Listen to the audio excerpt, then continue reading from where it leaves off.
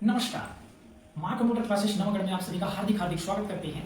आज की इस वीडियो में हम जानने वाले हैं सीपीयू, कैबिनेट, सिस्टम यूनिट। आपने यह नाम काफ़ी सुना होगा, तो क्या आप भी सीपीयू को कैबिनेट कहने की गलती करते हैं?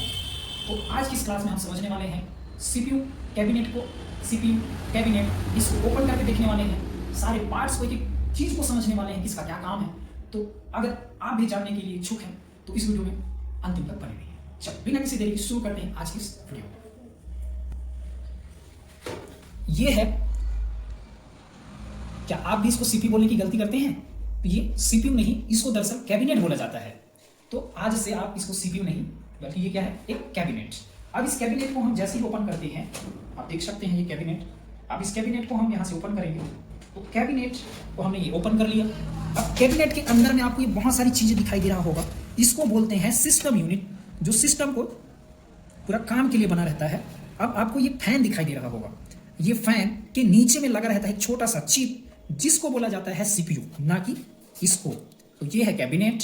कैबिनेट के अंदर में जितना भी चीज लगा है इसको बोलते हैं पूरे को सिस्टम यूनिट, मतलब सिस्टम को चलाने वाली डिवाइस। और ये पंखे के नीचे लगा रहता है एक छोटा सा चिप, जिसको बोला जाता है सीपीयू, माइक्रो प्रोसेसर। अब हमने सीपीयू को फाइनली ओपन कर लिया हुआ है। हम ये भी समझ गए कि इसको कैबिनेट बोलते हैं। कैबिनेट के अंदर में जितने भी पार्ट्स दिखाई दे रहे हैं इसको बोलते हैं सिस्टम यूनिट, सिस्टम डिवाइस, बात एक ही है। अब इसके अंदर जितने भी चीजें लगे हुए हैं हम उसके बारे में पहले एक समझते हैं, किसका नाम क्या है, किसको क्या बोलते हैं, फिर उसको हम डिटेल्स और समझेंगे। इसको बोला जाता है फैन, मतलब पंखा। मतलब ये यहाँ क्यों लगा है, ये जो है, अब कंप्यूटर चलते चलते हीट तो होगा, गर्म तो होगा। तो गर्म होगा तो एक समय में ऐसा आएगा कि कंप्यूटर जब ज़्यादा गर्म हो जाएगा तो ये कंप्यूटर ऑटोमेटिक शट डाउन हो जाएगा, बंद हो जाएगा। लेकिन हमको अगर ज़्यादा टाइम तक यूज़ करना है और सही सुरक्षित मशीन को लंबे समय तक चलाना है, तो उसके लिए हमको क्या करना रहेगा, मशीन को कूल रखना है। तो ये जो काम क्या करता है, ये जो सिस्टम यूनिट है, जितने डिवाइस है, इसको ठंडा रखने का काम करता है। और जब तक ये ठंडा रहेगा तो हम लंबे समय तक कंप्यूटर को अपने यूज़ कर पाएंगे। अच्छा, ये फैन जो है जस्ट सीपीयू के ऊपर ही में लगा है। अब ये सीपीयू के ऊपर में क्यों लगा है हम उसको समझते हैं। सीपीयू मतलब उसको हम प्रोसेसर भी बोल देते हैं, पूरा नाम माइक्रो प्रोसेसर है, सेंट्रल प्रोसेसिंग यूनिट। अब कंप्यूटर में जितना भी, सीपीयू को जो है कंप्यूटर का दिमाग वक्त कहा जाता है। मतलब कंप्यूटर में जितना भी काम होता है प्रोसेस करने का, जोड़ने घटाने का, मतलब दिमाग लगाने का, बुद्धि लगाने का, पूरा काम रहता है सीपीयू का। अब आप समझ सकते हैं, जितना जो ज़्यादा काम करता है, जितना जो बुद्धि लगाता है, वो उतना ही ज़्यादा हीट होता है, गर्म होता है।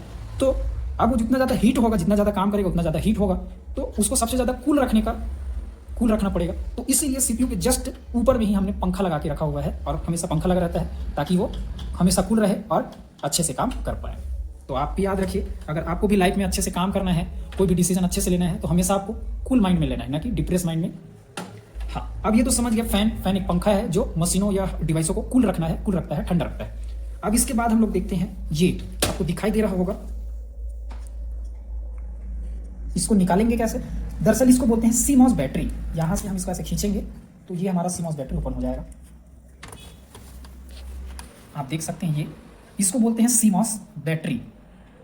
अगर आपके कंप्यूटर में आप चालू करते हैं और बार बार आपका कंप्यूटर जब चालू करते हैं तो डेट और टाइम बदल जाता है, उसको बार बार सही करना पड़ता है। इसका मतलब है कि आपका जो सीमॉस बैटरी है वो खत्म हो गया है, आपको उसको बदलना पड़ेगा, मतलब नया सीमॉस बैटरी लगाना पड़ेगा। तो आशा है आपने सीमॉस बैटरी का काम समझ लिया। जब तक सीमॉस बैटरी में सही रहेगा, इसमें बैटरी रहेगा, तब तक आपका कंप्यूटर हमेशा सही टाइम बताएगा, सही डेट बताएगा।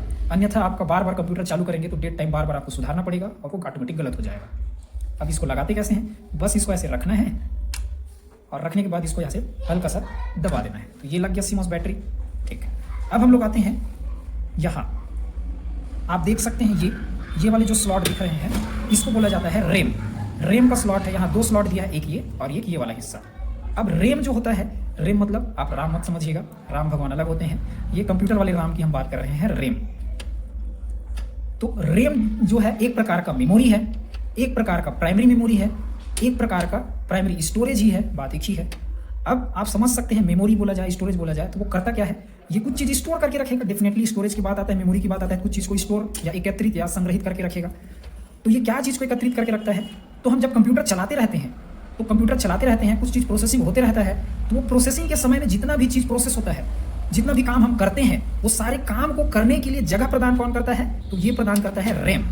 तो कोई भी काम को प्रोसेस करने के लिए जगह प्रदान करने का काम करता है रैम, या प्रोसेस करने का मेन काम करता है कौन, रैम। जितना ज़्यादा रैम होगा हम उतने ही ज़्यादा एक समय में चीज़ों को प्रोसेस कर पाएंगे, काम कर पाएंगे। जैसे फ़ोन में आप जब भी फ़ोन लेते हैं तो क्या आप अभी भी 1 32 लेते हैं? 1 64, 3 64, 3 32, 4 64, 8 128, 6 128। तो ये क्या है? फ़ोन में भी वही जो 4 64 बोल रहे हैं। 4 मतलब क्या? रैम। तो जितना ज़्यादा रैम उतना ही ज़्यादा हम एक समय में एक से ज़्यादा काम कर पाएंगे, चीज़ों को प्रोसेस कर पाएंगे। अब इसको निकालते कैसे हैं? तो दोनों साइड में आप देख रहे होंगे ये सफ़ेद कलर का कुछ बना हुआ है। तो इधर को हम सफ़ेद कलर को पकड़ के बाहर की ओर ऐसे खींचेंगे और इस इधर को ऐसे बाहर। अब इसको ये देखो, ये है रैम, आप देख सकते हैं ये, ठीक है। तो ये है रैम, आप देख सकते हैं ये। तो आशा है आप अब से रैम जान पाएंगे किसको बोलते हैं। और रैम का काम क्या है? रैम एक प्राइमरी मेमोरी है, प्राथमिक मेमोरी है, जो कोई भी सॉफ्टवेयर जब हम चलाते हैं या चालू करते हैं तो उसको प्रोसेस करने के लिए जगह प्रदान कौन करता है? रैम। रैम जो है इसको एक वोलाटाइल मेमोरी भी बोला जाता है। वोलाटाइल का मतलब होता है जब तक बिजली रहेगा तब तक ही इस मेमोरी में डाटा स्टोर रहेगा। मतलब जैसे ही बिजली इससे कटा तो इसमें जितना भी डाटा स्टोर रहेगा वो सारी चीज़ें मिट जाता है। तो जब भी आप कंप्यूटर में अंडू वगैरह करते हैं, रिफ्रेश वगैरह करते हैं, कभी कभी आप फाइल बनाते रहते हैं और उसी बीच में बिना सेव किए, आप सेव नहीं किए हैं फाइल को, अचानक से बिजली बंद हो जाता है तो उसमें का डाटा फिर चालू करते हैं लाइट आने के बाद, तो क्या रहेगा? नहीं मिलता है। तो इसका मतलब है कि वो आपने सेव नहीं किया है तो प्राइमरी मेमोरी में ही स्टोर रहता है। अब इसको लगाते कैसे हैं? तो बड़ा ध्यानपूर्वक लगाना रहता है हमको। इस खांचे को देखना रहता है, ये जो बना हुआ है। अब इसको हम देख के ऐसे इस खांचे में रखेंगे, दोनों को अच्छे से देख के प्रॉपर रख लीजिए। रखने के बाद इसको हमको हल्का अंदर की ओर ऐसे दबाना है, प्रेस करना है दोनों साइड से जी, ठीक है। दोनों साइड से हल्का हल्का से अंदर की ओर दबाएंगे तो ऑटोमेटिक ये व्हाइट कलर का पट्टी जो है लग जाएगा। नहीं लग रहेगा तो इसको आप अंदर की ओर से दबाएंगे, ठीक है। अब आप देख सकते हैं ये लग गया है। आशा है यहाँ तक आपको बिल्कुल समझ में आया होगा। अब हम लोग आप देख रहे होंगे ये, इसको बोलते हैं पावर सप्लाई। आपको मैं दिखा रहा हूँ, मेरे पास एक एक्स्ट्रा है यहाँ से, ये इसको बोलते हैं पावर सप्लाई।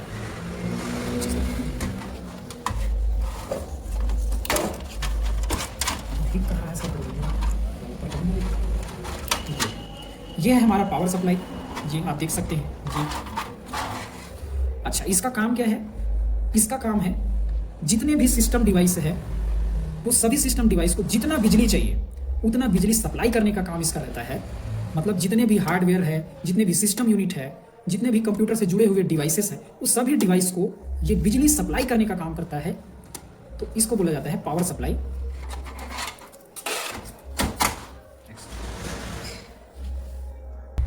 अब आप देख सकते हैं ये वाले स्लॉट को हमने क्या बताया था? RAM slot. अब इधर आप देख पा रहे होंगे ये वाला जो स्लॉट दिख रहा है ना, ये ग्राफिक कार्ड का स्लॉट है। तो यहाँ हम रैम की तरह एक ग्राफिक कार्ड होता है, उसको हम यहाँ लगाते हैं। अब ग्राफिक कार्ड का काम क्या है? अगर हमको ग्राफिक डिजाइनिंग वाला काम करना है, वीडियो एडिटिंग वाला काम करना है, या हैवी क्वालिटी में हमको वीडियोस वगैरह देखना है, पिक्चर वगैरह देखना है, तो उस तरह के काम को करने के लिए हमारे पास ग्राफिक कार्ड होना चाहिए। हमको हैवी गेम चलाना है जिसमें ज़्यादा ग्राफिक यूज हुए रहते हैं, तो हमारे पास ग्राफिक कार्ड लगा होना चाहिए। चीज़ों के बारे में पढ़ लिया। ये वाला जो स्लॉट देख रहे हैं, ये वाली चीज़ें आप देख रहे हैं, ये क्या है? पावर सप्लाई, जो सभी डिवाइसों को पावर सप्लाई मतलब बिजली सप्लाई करने का काम करता है। ये पंखा है, इसको फैन बोलते हैं। ये डिवाइस को कूल रखने का, ठंडा रखने का काम करता है। ये वाला जो चीज़ आप देख रहे हैं इसको बोलते हैं CMOS बैटरी।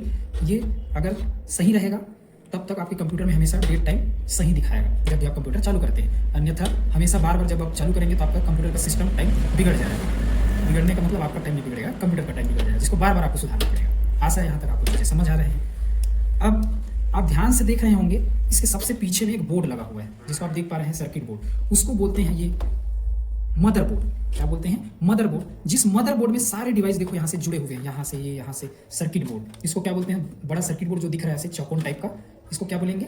मदरबोर्ड। जो सबसे पीछे में दिख रहा है नीचे में ये, तो ये मदरबोर्ड जो होता है सभी हार्डवेयर डिवाइसों को आपस में जोड़ने का काम करता है। सभी हार्डवेयर डिवाइस जो होते हैं उसको जोड़ के कौन रखता है? मदरबोर्ड। मदरबोर्ड से आप समझ रहे होंगे, मदर मतलब माँ। जैसे घर में हमारी माँ सभी परिवार को आपस में जोड़ के रखती है, वैसे ही कंप्यूटर में मदरबोर्ड जो होता है सभी डिवाइस को, चाहे वो इनपुट डिवाइस हो, चाहे वो आउटपुट डिवाइस हो, चाहे वो सिस्टम यूनिट डिवाइस हो, सभी डिवाइस को आपस में जोड़ के रखने का काम करती है मदरबोर्ड। बिना मदरबोर्ड में जुड़े आपके डिवाइस काम ही नहीं करेंगे, उसमें बिजली मतलब नहीं मिलेगा। तो मदरबोर्ड सभी डिवाइसों को आपस में जोड़ के रखती है, जिससे कारण हम सही से काम कर पाते हैं। आशा है आपको यहाँ तक चीज़ें समझ आया होगा। अब हम लोग देखने वाले हैं अगला चीज़। आप देख पा रहे हैं यहाँ इस साइड में ये, जिसमें लिखा हुआ है SSD। ये जो है ये भी एक स्टोरेज डिवाइस है, लेकिन ये सेकेंडरी स्टोरेज डिवाइस है। जब भी हमको कंप्यूटर में परमानेंट कोई डाटा को हमेशा हमेशा के लिए स्टोर करके रखना रहता है, तब हमको एक स्टोरेज डिवाइस का जरूरत पड़ता है, जिसको हम बोलते हैं एसएसडी। इसी के जैसे एक और आता है हार्ड डिस्क। हार्ड डिस्क भी हम कंप्यूटर में डाटा स्टोर करने के लिए, परमानेंट डाटा स्टोर करने के लिए एसएसडी हो गया, हार्ड डिस्क हो गया, ये डिवाइसेस को रखते हैं। अभी हमारे सीपीयू में एसएसडी लगा हुआ है, आप देख पा रहे हैं। तो एसएसडी जो होता है और हार्ड डिस्क जो होता है, कंप्यूटर में डाटा को परमानेंट स्टोर करने के लिए लगा होता है। लेकिन हार्ड डिस्क स्लो होता है, लेकिन ये एसएसडी जो है उससे फास्ट स्टोरेज डिवाइस होता है, इसके लिए हम इसका उपयोग करते हैं। ये है हमारा हार्ड डिस्क। अभी मैंने आपको एसएसडी दिखाया, वैसे ही हार्ड डिस्क है। कंप्यूटर में हमको ज़्यादा डाटा स्टोर करके रखना है या डाटा को परमानेंट स्टोर करके रखना है, तब हमको जरूरत पड़ता है हार्ड डिस्क का। सबसे ज़्यादा डाटा स्टोर करके रखना है, परमानेंट स्टोर करके रखना है, तब हमको जरूरत पड़ता है हार्ड डिस्क का। लेकिन एसएसडी हार्ड डिस्क से थोड़ा ज़्यादा फास्ट होता है। तो सबसे फास्ट बूटिंग, कंप्यूटर में फास्ट बूटिंग कराने के लिए, कंप्यूटर को एकदम फास्ट चालू करने के लिए हम उपयोग करते हैं एसएसडी का। आशा है आपको ये चीज़ें बहुत क्लियर समझ आया होगा। एक बार चालू कैसे होगा, बिना सॉफ्टवेयर के ये जो चीज़ें आप देख रहे हैं ना, जिसको बोलते हैं हार्डवेयर। हार्ड मतलब कठोर सामान, बिना सॉफ्टवेयर डले ये हार्डवेयर एक डब्बा के समान है। तो कोई भी मशीन को काम करने लायक कौन बनाता है, तो वो बनाता है सिस्टम सॉफ्टवेयर। तो कंप्यूटर में आप सुने होंगे विंडो 7, विंडो 10, डॉस, ये सब क्या है? ये ऑपरेटिंग सिस्टम है। मतलब कोई भी मशीन को ऑपरेट करने के लिए, ऑपरेट करने लायक मतलब चलाने लायक बनाने के लिए उसमें क्या डला होना चाहिए? सिस्टम सॉफ्टवेयर, ओएस डला होना चाहिए। सॉरी, उसमें क्या डला होना चाहिए? ओएस मतलब ऑपरेटिंग सिस्टम। तो कंप्यूटर का ऑपरेटिंग सिस्टम क्या होता है? विंडो 7, विंडो 10, विंडो 11 आ गया है अब। तो ये सब क्या है? ऑपरेटिंग सिस्टम है। मतलब कंप्यूटर को ऑपरेट करने लायक बनाने के लिए इसका उपयोग किया जाता है। तो ऑपरेटिंग सिस्टम जो होता है किसमें डला होता है? हमारे इन्हीं हार्डवेयर, इन्हीं स्टोरेज डिवाइस में डला होता है, या तो हार्ड डिस्क में या तो एसएसडी में। तो मेरे में एसएसडी में एसएसडी लगा है, तो एसएसडी में डला हुआ है ऑपरेटिंग सिस्टम विंडो। अब जैसे ही कंप्यूटर को हम चालू करते हैं तो आपने सुना होगा, कंप्यूटर को चालू करते हैं पावर बटन दबा के, वहां से लेकर पूरा चालू हो जाता है, वहां तक बीच में एक प्रोसेस होता है जिसको हम बूटिंग प्रोसेस के नाम से जानते हैं।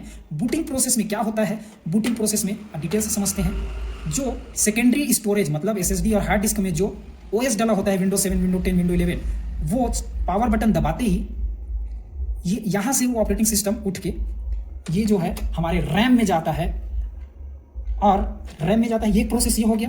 तो यहाँ जो ऑपरेटिंग सिस्टम सॉफ्टवेयर है वो यहाँ से रैम में जाता है।